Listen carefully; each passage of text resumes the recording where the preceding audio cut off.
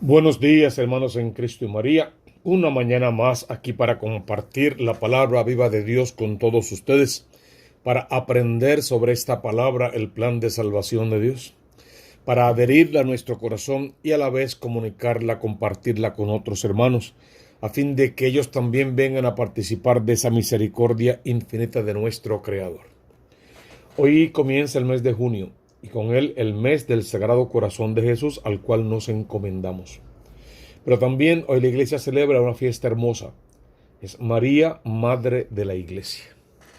Entonces, las lecturas de hoy desde el Génesis nos van a hablar de aquella primera mujer a través de la cual y de aquel primer hombre a través de los cuales entró el pecado en el mundo.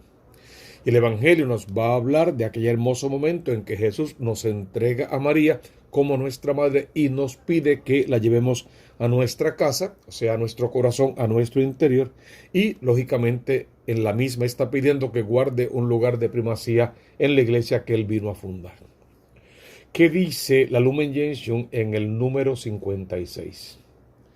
El Padre de las Misericordias quiso que el consentimiento de la que estaba predestinada a ser la madre precediera a la encarnación, para que así como una mujer contribuyó a la muerte, así también otra mujer contribuyera a la vida. ¿Sí? Es como vamos a hacer como una contraposición entre Eva y entre María. El Concilio Vaticano II, que todos conocemos, comentando el episodio de la Anunciación, subrayaba de una manera especial el valor del consentimiento de María a las palabras del mensajero divino. O sea, Dios no le impuso a María que tenía que ser la madre de su hijo. Dios le hace una propuesta a María y el ángel espera paciente para que ella responda, y María era libre para decir sí o no. Imaginemos que María hubiese dicho que no, no pasa nada.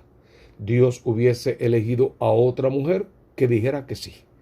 Porque la grandeza de esta obra de Dios no es la persona de María, es el sí de María, el fiat, la entrega total y absoluta, como lo es en cada uno de nosotros. Lo que nos hace grande y nos acerca a Dios no es quién soy, qué título ostento, qué ropas visto, dónde vivo, qué carro conduzco, cuánto es mi cuenta de banco, ni ninguna otra cosa por el estilo, ni siquiera cuánto he estudiado en teología, cuánto sé de las Sagradas Escrituras, cuánto domino los idiomas que hablan mejor de las Escrituras, nada de eso. Lo que de verdad hace referencia al plan de salvación en mí es mi sí, que yo le diga al Señor, quiero servirte, aquí estoy para hacer tu voluntad, y que el resto de mi vida lo viva de acuerdo a ese sí que le he dado, tal como lo hizo María. La Lumen Gentium nos recuerda el contraste entre el modo de actuar de Eva y el modo de actuar de la Virgen María. San Ireneo ilustra más o menos de esta manera. De la misma manera que aquella, o sea, la primera mujer Eva, había sido seducida por el discurso de un ángel, el demonio, el ángel de la tiniebla, el ángel caído, Lucifer, que fue el ángel de la luz, pero se rebeló contra Dios, hasta el punto de alejarse de Dios a sus palabras. El ángel le habla, la seduce, ella se deja guiar por estas palabras.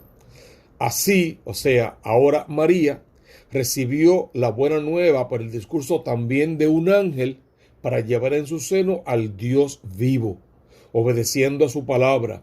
Y como aquella, o sea, Eva, había sido seducida para desobedecer a Dios, esta, o sea, María, se dejó convencer a obedecer a Dios.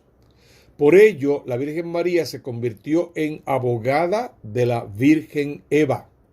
Y de la misma forma que el género humano había quedado sujeto a la muerte a causa de una virgen, Eva, fue liberado de ella por otra virgen, María. Así, la desobediencia de una virgen, Eva, fue contrarrestada por la obediencia de una virgen, María. Ese párrafo de San Ireneo es realmente impresionante en ese paralelo que hace entre las dos. Ambas se enfrentan a un ángel, una el ángel caído, otra el ángel de la buena noticia, el ángel de la anunciación. Ambas obedecen al ángel, pero en el primer caso el mensaje que el ángel traía no venía de Dios, por eso al desobedecer al ángel de la muerte desobedece a Dios. La otra, anunciada por el ángel de la verdad, al obedecer al ángel de la verdad, al ángel Gabriel, entonces obedece con ello a Dios en todo su plan de salvación. Al pronunciar su sí, su fiat, total al proyecto divino, María es plenamente libre ante Dios. Al mismo tiempo, se siente personalmente responsable ante toda la humanidad, cuyo fruto está vinculado a su respuesta. Dios pone el designio de todos en manos de una virgen madre, de una jovencita, si quieres, de una quinceañera. El sí de María es la premisa para que se realice el designio de Dios. En su amor, trazó para la salvación del mundo. Dios, en su amor, trazó un designio de amor. Y lo más que me gusta en este designio de amor que Dios ha trazado por el mundo es que al inicio aparece una mujer. Este Dios a quien tanto se le acusa de machista y de no sé cuántas otras cosas más, básicamente no hizo nada y no va a hacer nada en este mundo si no es a través de la figura de alguna mujer, en la voz, en la palabra, en la acción, en el pensamiento, en el sentimiento, en el rostro maternal de Dios. Siempre se va a valer de la mujer de alguna u otra manera para realizar su obra de salvación. Dios pone el destino de todos en las manos de una joven. El sí de María es la premisa para que se realice el designio que Dios, en su amor, trazó para la salvación del mundo. El catecismo de la Iglesia Católica resume de modo sintético y eficaz el valor decisivo para toda la humanidad del consentimiento libre de María al plan divino de la salvación de Dios. Mira esto. La Virgen María colaboró por su fe y obediencia libres a la salvación de los hombres. Ella pronunció su fiat, su sí, ocupando el lugar de toda la naturaleza humana. Por su obediencia, ella se convirtió en la nueva Eva. Y si Eva significa madre de los vivientes, madre de muchos, desde el libro del Génesis, así la llamó Adán, pues así María también va a ser la madre de todos, la madre de todas las criaturas, la madre y reina de todo lo creado. María, con su modo de actuar, nos reduce a la grave responsabilidad que cada uno tiene de acoger el plan divino sobre la propia vida, obedeciendo sin reservas a la voluntad salvífica de Dios, que se le manifestó a través de las palabras del ángel. Se presenta como modelo para aquellos a quienes el Señor proclama bienaventurados. No olviden que María es la bienaventurada, porque oyen la palabra de Dios y la guardan, según San Lucas capítulo 11, verso 28. Jesús, respondiendo a la mujer que en medio de la multitud proclama bienaventurada a su madre, muestra la verdadera razón de ser la bienaventurada de María, y es su adhesión a la voluntad de Dios que la llevó a aceptar la maternidad divina. Todo el poderío, la grandeza, el señorío de María, por decirlo de alguna manera, no tiene que ver con la figura o la persona de María.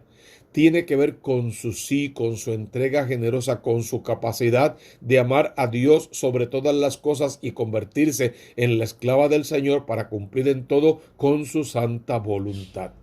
Por eso el católico práctico que honra a María lo hace por el fruto de su vientre, porque la grandeza no está en los pechos que la amamantaron, ni en el vientre que lo cargó, sino en el niño que fue cargado y amamantado en ese vientre y por esos pechos. En la encíclica Redemptoris Mater puse de relieve que la nueva maternidad espiritual de la que habla Jesús se refiere ante todo precisamente a ella, a María. Ella es la nueva virginidad, maternidad espiritual. En efecto, no es tal vez María la primera entre aquellos que escuchan la palabra de Dios y la cumplen. Por consiguiente, no se refiere sobre todo a ella aquella bendición pronunciada por Jesús en respuesta a las palabras de la mujer en aquel capítulo. Así, en cierto sentido, a María se le proclama la primera discípula de su Hijo, y con su ejemplo invita a todos los creyentes a responder generosamente a la gracia del Señor. El Concilio Vaticano II destaca la entrega total de María a la persona y a la obra de su Hijo Jesús, del Cristo de la gloria. Se entregó totalmente a sí misma como esclava del Señor, a la persona y a la obra de su Hijo, con Él y en dependencia de Él. Se puso por la gracia de Dios Todopoderoso al servicio del ministerio redentor. Podemos leerlo en Lumen Gentium 56. Para María, la entrega a la persona y a la obra de Jesús significa la unión íntima con su Hijo. El compromiso materno de cuidar de su crecimiento humano y la cooperación en su obra de salvación.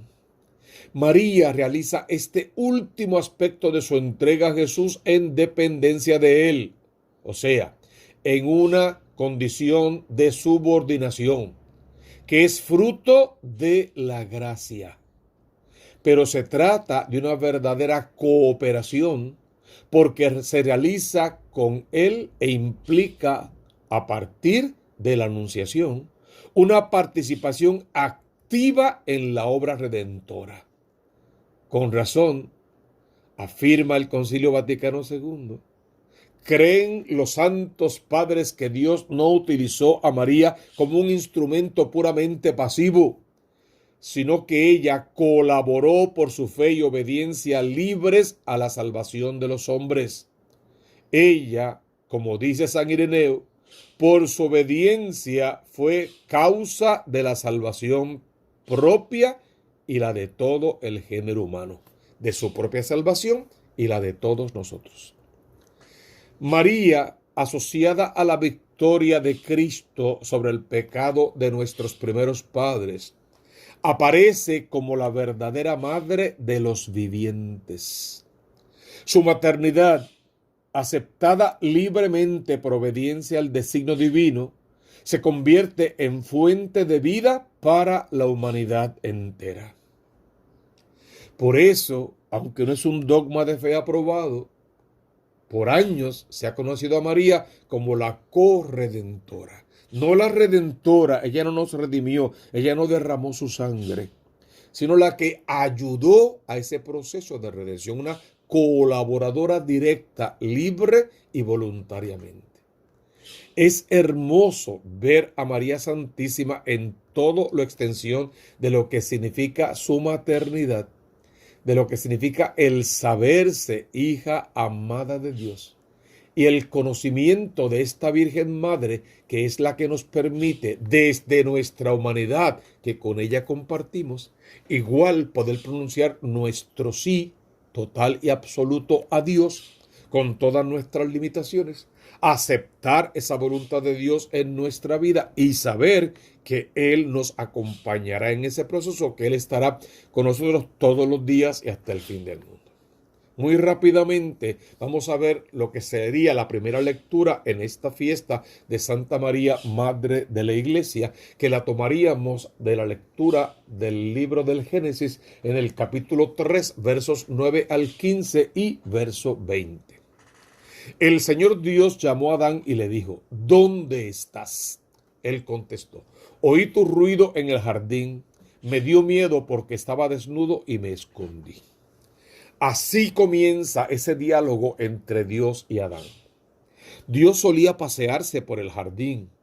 Adán solía estar allí con Eva, desnudos y sin ningún problema, ni pleito, ni complejo, ni inseguridad. Mientras vivían en la pureza, en la gracia, en la abundancia de bendiciones de parte de Dios, su desnudez no representaba un problema. Su condición humana era de perfección. Por lo tanto, estaban comodísimos ante la presencia de Dios. De momento, Dios le hace una pregunta. ¿Quién te informó que estabas desnudo? ¿Es que acaso has comido del árbol del que te prohibí comer? Dios colocó a Adán y a Eva en estado de perfección en un jardín.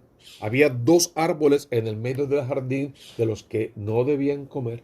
Y estaba el árbol del bien y del mal. Y Dios le dijo, no lo coman porque si lo comen morirán.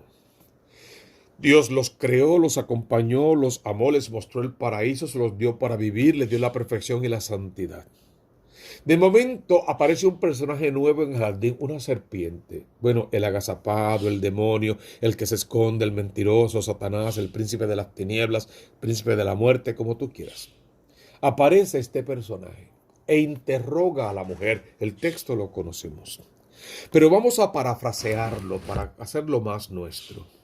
Es como si esa serpiente, el demonio, le dijera a la mujer, bueno, mira, Dios, en el Dios en el que tú crees, tú dices que es lo máximo, que es el más bueno de todos.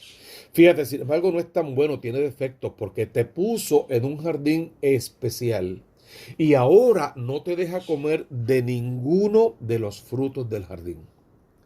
El demonio es el padre de la mentira. Va a decirte siempre lo contrario de lo que Dios dice, hasta que te lleve a un punto medio en el que te pueda engañar. Si abiertamente no puede, te va a conducir a un punto medio donde sí te puede engañar. Es verdad que un Dios tan bueno te puso en un jardín y ahora no te deja comer de ninguno de los árboles que están allí. La mujer a esa primera embestida reacciona bien. No, yo puedo comer de todos los árboles, de todos. Dios es bien bueno, es el mejor Dios, el único Dios es el mejor. Yo puedo comer de todos los árboles del jardín, menos de este. Y ya el demonio la tiene donde la quería, en ese árbol, porque todos los demás no le interesaban, de esos podía comer, ese no es problema. Lo prohibido es lo importante para el demonio, porque lo que Dios prohíbe es lo que el demonio aconseja, enseña, manda y acompaña. ¿Por qué no puedes comer de ese árbol? Es que si lo como moriré. Dios, qué tonta tú eres, qué boba. ¿Cómo te dejas manipular? ¿Cómo te dejas engañar por ese Dios? No, mira, te voy a decir exactamente lo que pasa. No vas a morir. Si tú comes de ese árbol se te van a abrir los sentidos. Y vas a descubrir el bien y el mal. Y serás como un Dios. Ya no necesitarás a este Dios. En lugar de estar en segundo lugar, Dios y tú te pondrías en primer lugar por encima de Dios.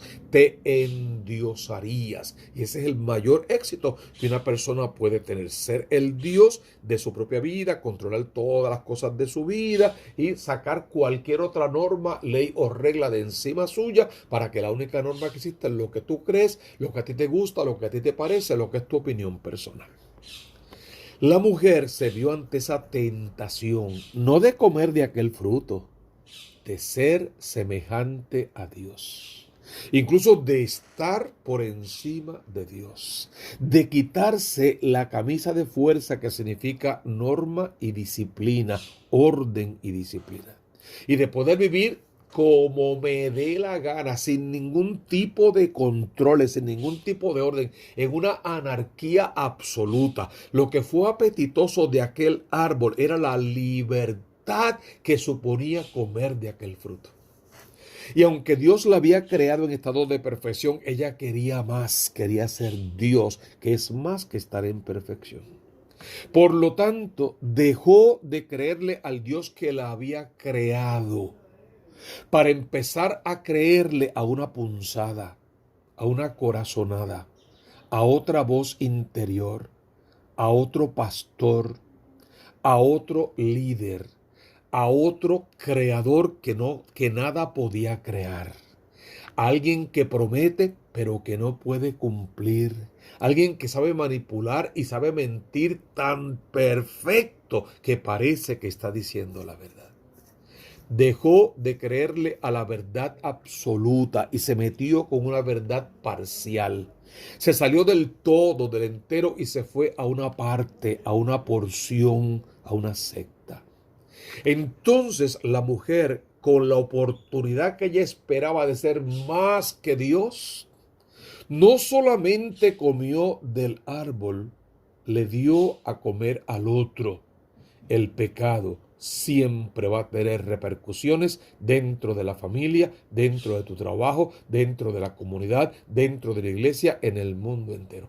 Por más escondido que lo hagas, por más el pecado tiene tentáculos que de una forma u otra nos va a tocar a todos. Es contagioso, llega a gustar, parece lo máximo. Y en el momento que se disfruta de esos 5 segundos de placer, casi parece que tocas el cielo, para luego despeñarte al Hades, al abismo, porque no hay cielo que tocar desde el pecado.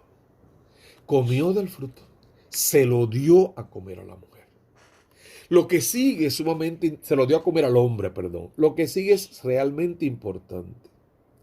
Cuando Dios cuestiona al hombre, lo primerito que el hombre hace es, espérate Dios, la culpa es tuya.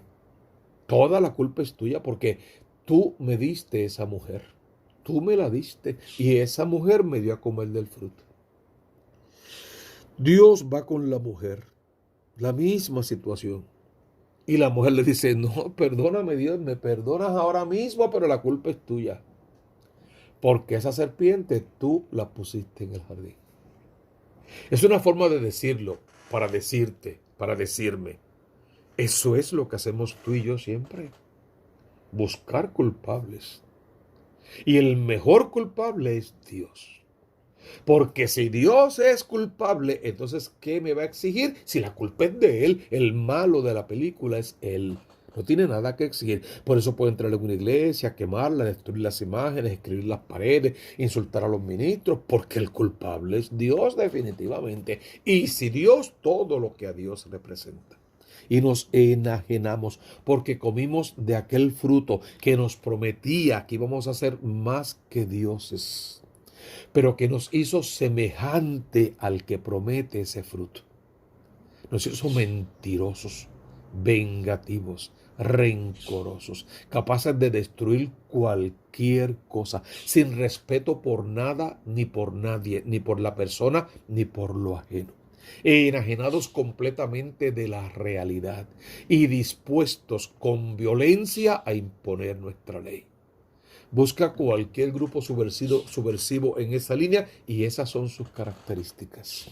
Y cómo se defienden, y cómo se apoyan, y cómo hablan, y cómo gritan, y cómo 4 o 5 logran tantas cosas. Porque el demonio, como león rugiente, Pedro 5, ronda buscando a quien devorar. Y al que se preste con él, él va a hacer la obra. No fui yo, fue la mujer. No fui yo, fue la serpiente. No fue la mujer de la serpiente, fuiste tú. La culpa es huérfana, está bien. Lo importante es que tú y yo todavía hacemos lo mismo. Y cuando tenemos problemas con alguien, no los podemos resolver. Porque en cuanto el problema se da, lo primero que me importa es saber de quién es la culpa. Y por lo general, el culpable es el otro. Y si yo hice algo malo fue por culpa del otro. Y si yo dije fue porque tú dijiste. Y si yo fui fue porque tú fuiste. Otro culpable. ¿Qué pasa si yo tengo un problema y busco un culpable que no sea yo? Que lo voy a encontrar. Yo tengo la capacidad para encontrar el culpable y echarle la culpa a quien yo quiera y como me parezca y probar que el culpable es él. Ok, busqué el culpable y lo encontré. ¿Qué sucede con eso? Sucede que ya que el culpable es él, yo no tengo que cambiar, porque yo no soy el culpable. Él tendría que cambiar. Como él no quiere cambiar, no le hablo más, no lo quiero en mi vida, me divorcio, lo boto de mi casa, lo mando a matar, lo que sea. Y yo no cambio y me quedo con mi ineptitud porque me parece que hice justicia, que el malo fue él, que el que tenía que pagar las consecuencias fue y las está pagando. Y me quedé divorciado tal vez, sin un hijo tal vez, separado de la familia tal vez, sin trabajo tal vez, odiado por la gente tal vez, pero gané. ¿Qué fue lo que gané? División, destrucción, dolor, sufrimiento, llanto, pena, desunión familiar. Todo eso fue lo que gané. Y eso nunca es ganancia. Si en lugar de buscar un culpable yo midiera mi culpa, reconociera mi culpa, confesara mi culpa, me vería obligado a cambiar. Y si esto no funcionó, por lo menos en la próxima entrada de mi vida, esto lo pondré en práctica. Esto que aprendí a cantazos, lo pondré en práctica y seré mejor persona. Y trataré mejor a los demás y respetaré más las opiniones. Y no me impondré como un Dios absoluto, sino como un hijo amado de Dios, desde el amor, el respeto, la paz, el perdón, la oportunidad y el deseo de salvarme. No busquemos un culpable y menos le echemos la culpa a Dios. Reconozcamos nuestra culpa, vayamos al sacramento de la confesión, enmendemos nuestras faltas y una vez corregidos, redimidos en la sangre de Cristo, intentemos ayudar al otro en lo que sea la porción o la parte de su culpa, si es que la tiene, porque muchas veces incluso son solo víctimas de nuestros complejos, de nuestras mentiras, de nuestro pecado, de nuestra doble vida. Lindo es como termina el texto. Dios reparte suerte, no está enojado, no está peleado, no se está desquitando, está haciendo justicia. Adán, yo te lo di todo y tú lo rechazaste. ¿Lo quieres? Trabájalo con el sudor de tu frente. Eso es lo que mereces. Mujer, virgen, vivías en plenitud absoluta. Ahora tienes que poblar la tierra. Y eso cuesta, porque todo en la vida cuesta. Lamentablemente será con dolor. No al momento del parto exactamente, al dolor de la vida, de haber perdido el estado total de gracia y ahora empezar a tener que ganárselo de nueva cuenta. Con quien sí se enojó fue con la serpiente. A quien de verdad le pegó fuerte fue a la serpiente. Y tú te arrastrarás, comerás del polvo de la tierra. Pondré enemistad entre tú y la mujer. Tú la hiciste caer. Pondré enemistad entre tú y la mujer. Y la mujer a quien tú hiciste caer, ella te aplastará la cabeza cuando tú la hieras en el talón. Vivirás arrastrada a los pies de la mujer que te aplastará la cabeza. Lógicamente, ya ahí empezamos a ver la figura de María Santísima. Qué pregón tan glorioso para ti, ciudad de Dios, canta el Salmo 86. Y luego tenemos el Evangelio, que es, lógicamente, tiene que ser el Evangelio de la fiesta de Santa María, Madre de la Iglesia. Junto a la cruz de Jesús estaban su madre, la hermana de su madre, María la de Cleofás y Cleofás y María la Magdalena. Esas tres y 500,000 Marías más que existían en aquel entonces, pero todo lo malo que pasaba o todos los hijos que nacían eran de María la Madre de Dios, porque no vemos más allá de nuestra propia nariz. Jesús, al ver a su madre y junto a ella al discípulo que amaba, dijo a su madre: mujer. ¿Por qué mujer? Porque él es adulto, es mayor de edad, ella ya no tiene un dominio real sobre él, se quedó allí solamente porque él ama y por pura obediencia, pero puede llamarla mujer, mujer, y culturalmente es perfecto. Mujer, ahí tienes a tu hijo. Y luego dijo el discípulo: ahí tienes a tu madre. Y desde aquella hora el discípulo la recibió como algo propio. ¿Por qué tienes, cristiano, que recibir a María como algo propio? ¿Por qué? Porque es Jesús el que te la está entregando. El que te está confiando a su madre es Jesús. Tú no me dices que crees tanto en ese Jesús, que lo alabas tanto, lo bendices, lo glorificas, lo honras, lo sirves, le sigues, haces 1000 cosas por él. Y te pide un favor simple: que acojas a su madre como tu madre, que la lleves a tu casa, que la honres, que la llames bienaventurada, y no puedes. La rechazas, no la quieres en tu casa, no la quieres en tu corazón, no la quieres en tu secta, no la quieres. Crees en un Dios todopoderoso, lleno de amor y de misericordia, que nació de la Virgen Madre, lo crees, pero no quieres a su madre. Perdón, para mí imposible de entender. Sí, yo la quiero, pero en mi casa no cabe. Sí, yo la quiero, pero que no me hablen de ella. Perdón, perdón. O las quieres o no las quieres. La única razón por la que la iglesia tiene a María ocupando tan importante sitial dentro de la iglesia es porque Jesús es el que lo pide. Así como pide, ámense los unos a los otros, cumplan con mis mandamientos. Así, clavado en la cruz, moribundo, asfixiado, en aquel momento se ocupó de su madre para que quedara segura y te la dejó. Que tú la vas a dejar botada, que tú la vas a tirar, que te vas a quedar con Cristo pero sin cruz, con Cristo pero sin pasión, con Cristo pero sin madre. Perdón, no entiendo. Desde la cruz nos regaló a María y nos pidió que nos hiciéramos cargo de ella porque no había más hermanos, porque no había José, porque no había quien dejársela. Y el único apóstol que estaba allí era Jesús. Si tú eres de los apóstoles y pastores que lo abandonaron en la cruz y después vinieron a ver qué les tocaba de herencia, eso es otra cosa. Pero si tú eres aquel que se quedó a los pies de la cruz, el verdadero, el que protegió, cuidó y amó a María, aunque yo no sé si fue María la que lo cuidó y lo protegió a él, ese a quien se le dijo, ahí tienes a tu madre, y se la llevó a su casa, la llevó consigo y en adelante con él vivió. Lindo es el final del Evangelio.